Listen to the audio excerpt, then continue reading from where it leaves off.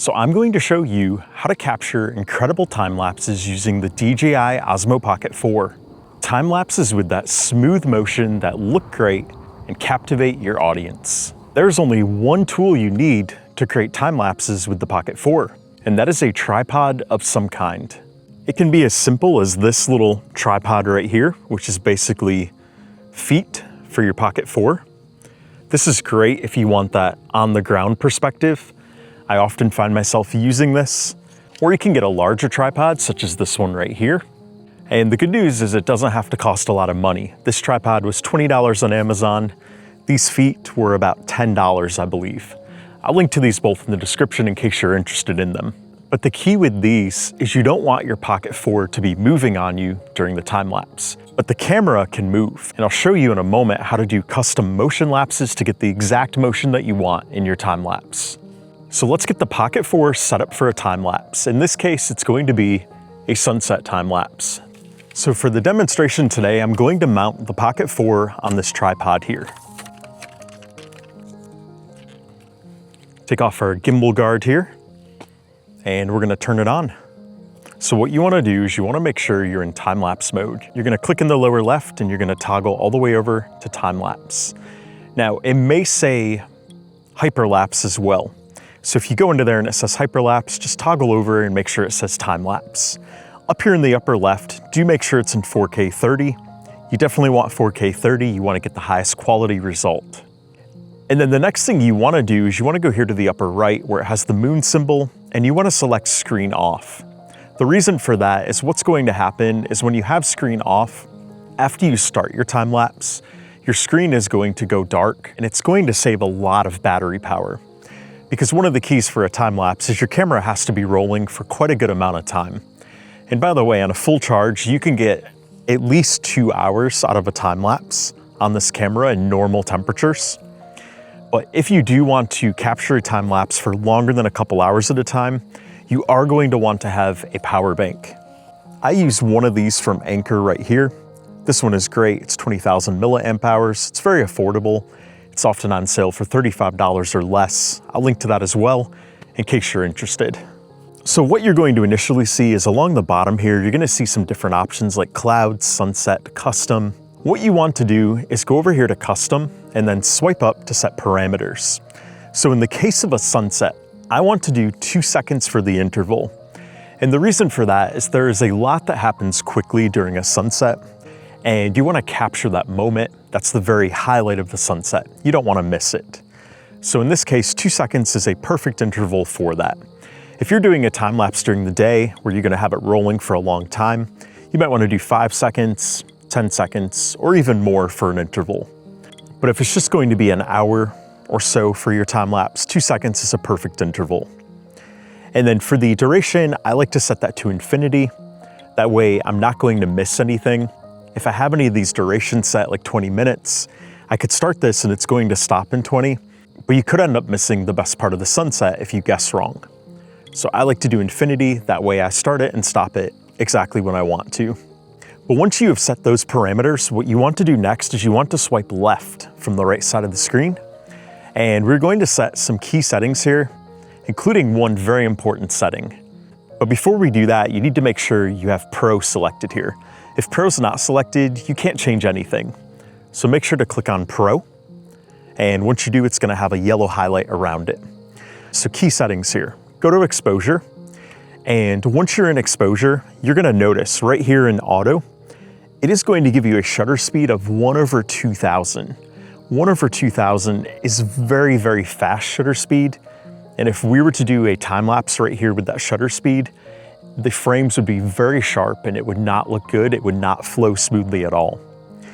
So what you wanna do is you wanna go up here to M. And ideally, if you're doing a time lapse in 4K 30, you would want to have a shutter speed that's the 180-degree shutter angle, which in this case would be 1/60. That's where that shutter angle is twice your frame rate. However, in this current situation, if we do that, our EV value is going to be plus 1.7. And what that means is this is very overexposed right now. And that's because we are facing the sun right here. That sun is very bright. So you have a couple options. First of all, what you can do is you can adjust your ISO, and you can put the ISO as low as possible. So you can put it at 50, but it's still going to be overexposed. So once you're at that point, what you can do is you can put the shutter speed a little bit faster, and you can help balance that exposure. So in this case, if we put it to 1/240, it is going to balance the exposure. It's going to be the EV value of plus 0.0. And then as that sun sets, because we have the ISO range at 50 to 400, the ISO is going to gradually come up to continue to balance the exposure as it gets darker. So it's going to go to 100, 200, 400, and then it's going to max out at the 400. But what I recommend doing for a sunset time lapse is I recommend an ISO of 50 to 800. That's going to give you plenty of room for the ISO to come up as it gets darker, and without giving you any noise or grain at the end of that time lapse. But what's going to stay consistent is your shutter speed of 1/240. That's going to help you get that nice smooth motion while still keeping a good exposure. If you want to have a shutter speed that's slower, we do have options, but you will have to have ND filters. So in this case, because we're pointing directly at the sun, I'm going to put ND32 on. So I've got ND32 right here. It's magnetic, so we're gonna pop it on right here. And what you'll notice is right away, this has to take the ISO up to 400 to balance the exposure. So that's great. What that means is we can go slower with the shutter speed without overexposing. So I can get down to 1/60, and then it takes the ISO back to 100. So we've got a balanced exposure there at a much slower shutter speed, and the ISO's at 100. But what that means is I could still go even lower and slower with the shutter speed, and the ISO's still only at 60. So I could match our frames per second at 1/30, and it's still properly exposed. However, because our interval is 2 seconds, we technically can go even slower with the shutter speed. We can go to about 1 second, and it will still work with that shutter speed, but it's very overexposed right now. So what we would have to do is we would have to take off the ND32, and we would have to put on an even stronger ND filter, such as ND64. Let's take off ND32, pop on ND64. So now, we put on ND64, it is still overexposed by about 1.7. So we'd have to make a decision at this point. Do we want to put on an even stronger ND filter like ND128, which I do have in this case right here? Or do we just want to put our shutter speed slightly faster and get a good balance here? In this case, what I would do is I would put the shutter speed a little bit faster. I would put it at about 1/5 and call it good.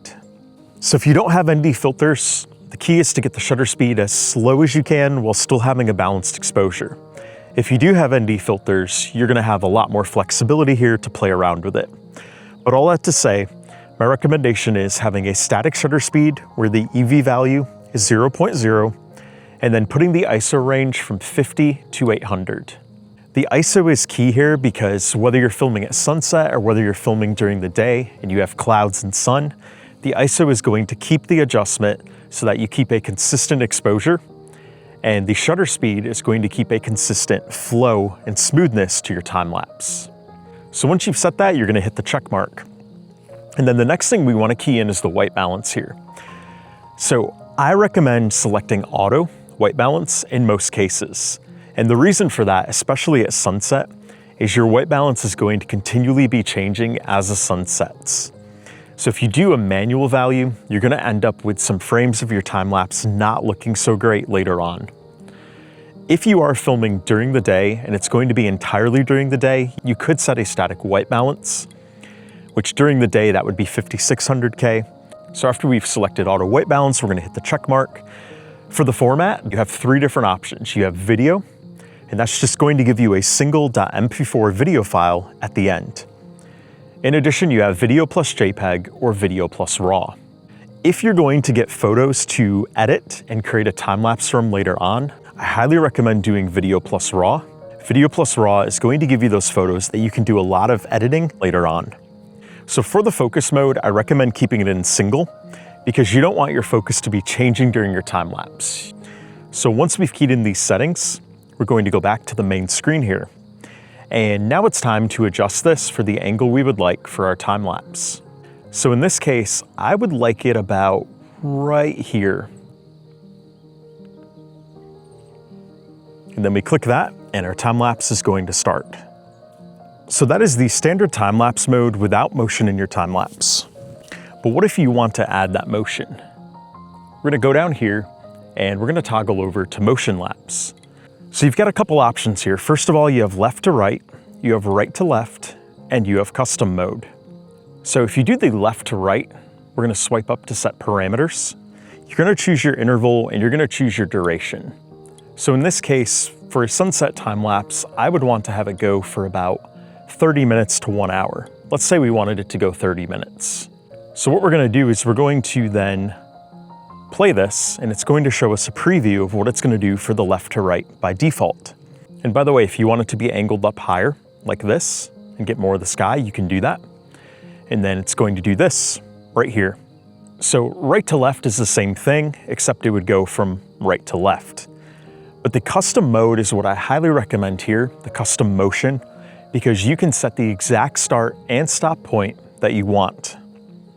So I'm gonna swipe up to set parameters. I wanna do 2 seconds and 30 minutes.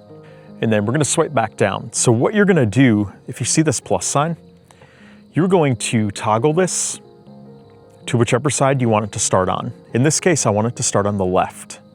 So I would like it to start right there. So I'm gonna click the plus sign.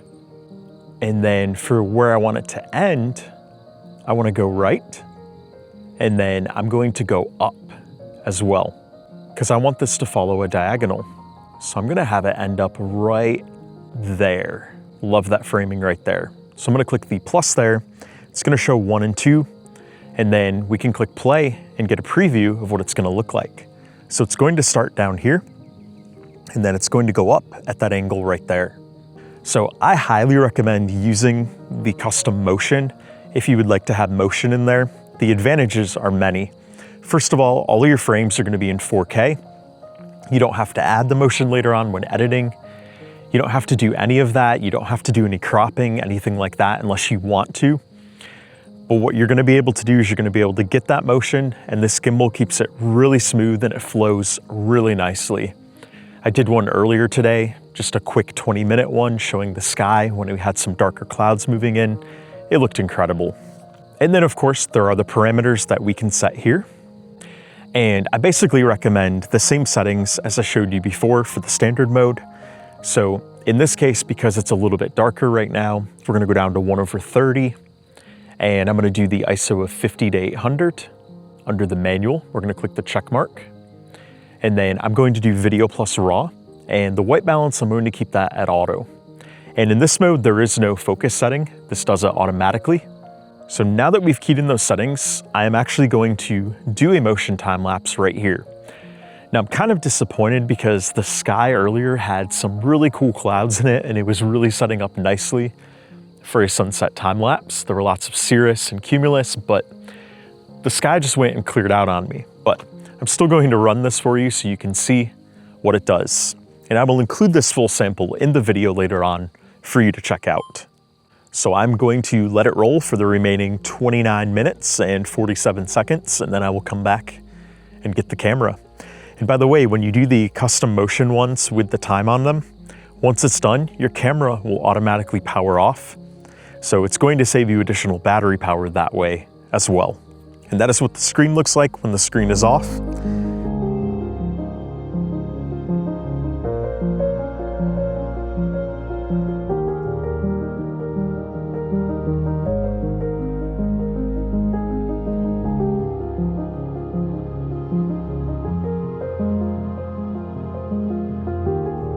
And to learn more about how to get the very best with the Pocket 4, check out this playlist right here.